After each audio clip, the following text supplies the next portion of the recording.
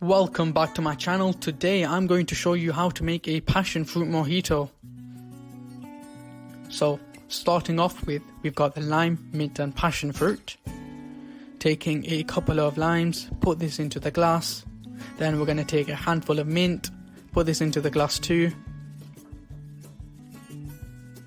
And give this a good crush. At this point, if you also want to put in some ice, that would be great. Then we're going to pour in some passion fruit syrup. I tend to use morning, I'll link this in the description. And we're going to put in some passion fruit as well. So now we pour in some Sprite. I'm going to do this up to about 3/4 of the way.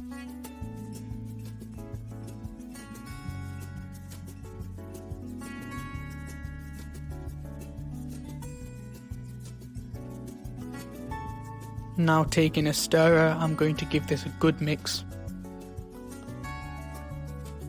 And there you have it, we now have our final product. I hope you guys enjoy, and if you're new here, like and subscribe.